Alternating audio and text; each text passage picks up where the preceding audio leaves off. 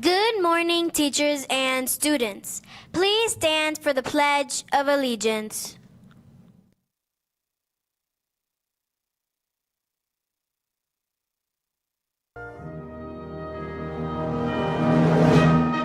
I pledge allegiance to the flag of the United States of America and to the republic for which it stands, one nation, under God, indivisible, with liberty and justice for all.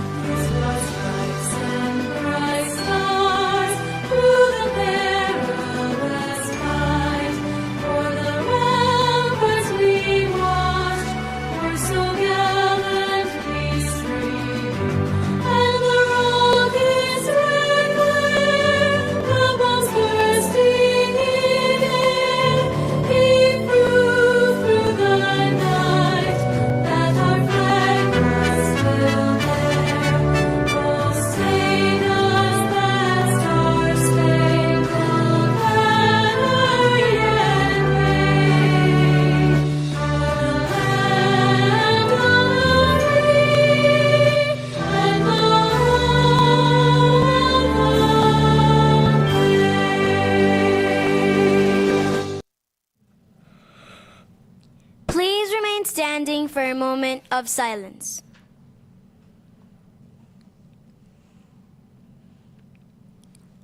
You may now be seated.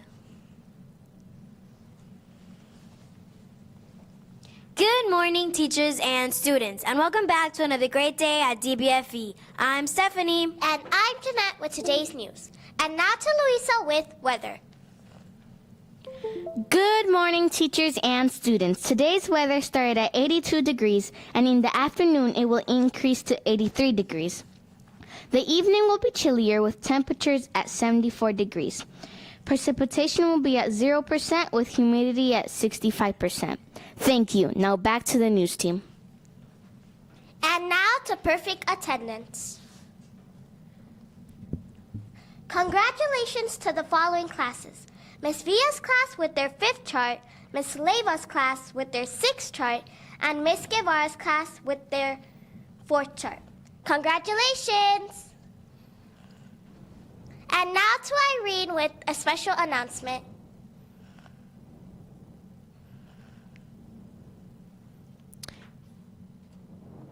Teachers and students, Candace Stevens was only 15 months when she arrived at St. Jude Children's Hospital.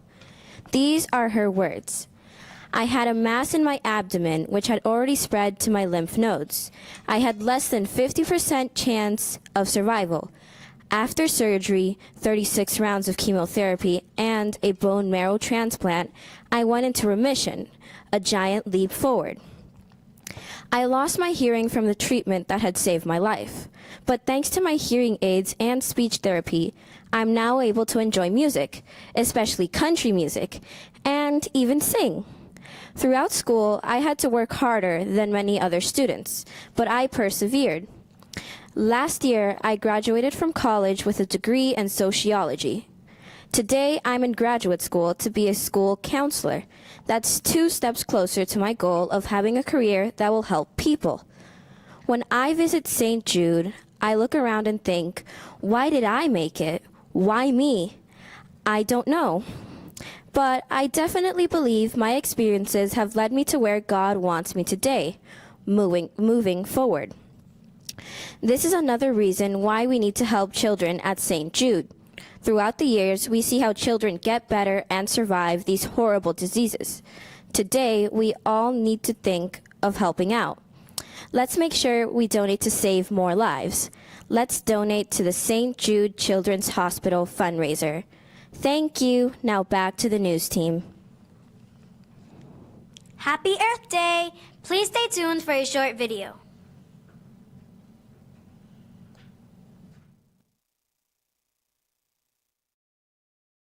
Doug. So behind where I live is this patch of dirt. I came out here recently after it had rained, and I noticed something lying on the ground. Right on top of the dirt was this round thing. I bent over and picked it up, then I cleaned it off, and that's when I realized that it's a nickel from the year 1927. It's almost 100 years old. It's not worth very much money, but it made me think about the fact that someone must have been standing in this exact spot nearly 100 years ago. Every place around us has been a place long before you or I were born. Someone named Anthony has a question related to this. Let's give him a call now. Hi, Doug. Hi, Anthony. I have a question for you. How old is the Earth? That's a great question. Before we tackle the hard challenge of figuring out how old our entire planet is, think of something more familiar first. How do you know how old you are? Well, you know your birthday and you use a calendar to count each year as it goes by. The problem is this doesn't work for counting how many years old the Earth is. Because the idea of counting years on a calendar isn't something we've always done. The calendar is something we invented, and we only started counting years once we invented it. In fact, looking at our calendar, you can see almost exactly how long we've been counting years. About 2,000 years of counting. That means there were lots of years before the invention of the calendar. Years that nobody kept track of. But what if I told you you don't need a calendar to keep track of years? There are other things you can find out in nature that keep track of years for us. You probably already even know about one of these things. Can you think of anything in nature that keeps track of years? Now would be a good time to pause the video and discuss.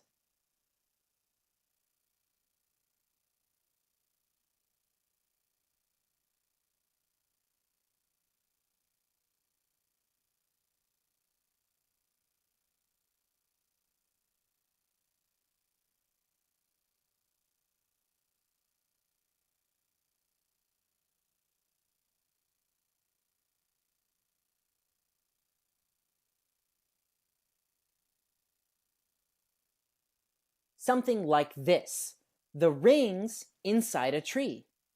Maybe you've heard about this before. Each ring inside a tree equals 1 year. You can count the rings inside a tree and find out how old that tree is. This works because as a tree grows, it creates a dark layer during late summer every year. Unfortunately, trees only create rings as long as they're alive. The oldest living trees, called bristlecone pines, have around 4,000 rings. So that means Earth is at least 4,000 years old. But what if Earth is older than the oldest tree? And surely it is, right? Is there anything besides trees that leaves behind some kind of layer every year? Something we could count? There is, in rock. It's not quite as obvious as tree rings, but scientists realize that the solid ground under our feet contains layers. Rock, like this big section of sandstone, started out as sand that got carried by a stream and laid down in layers, slowly, one layer at a time. It doesn't always make nice, neat, light and dark layers the way a tree does.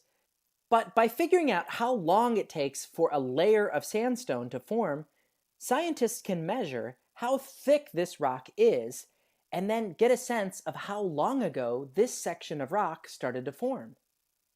For example, say that it takes 100 years for this little 1-inch section of sandstone to get laid down by a river. If there's 100 feet of rock here, then scientists can do some simple math and realize it took over 100,000 years just for this section of rock to form. By adding up all the different layers of rock on Earth, scientists started to realize that the Earth is much, much older than just thousands of years old. Just by looking at layers of rock, scientists became convinced that the Earth must be at least millions of years old, maybe even more. Recently, scientists have discovered an even better way of figuring out how old the Earth might be. Using microscopes and advanced knowledge of something called radioactivity, scientists can break open rocks and find evidence that the Earth is even older than millions of years old. It's thousands of millions of years old, or in other words, billions. If you ask a scientist today, their current best estimate for the age of the Earth is 4,500 million years old, or 4.5 billion years. The subject of radioactivity is something you can choose to study in high school science. So in summary, we think that the Earth has been around for at least 4,500 million years. We think this based on evidence or clues we get from rocks. That's all for this week's question. Thanks, Anthony, for asking it. Before you vote on next week's question, we picked out 5 incredible wonders of the Earth that we'd love to show you. Take a look and Team message. Remember, we still have time to save our Mother Earth. Reduce, reuse, and recycle. We hope you have a great day at DBFE. Remember, everyone you meet is fighting a battle you know nothing about. Always be kind. Have a great day. Good morning, teachers, boys and girls.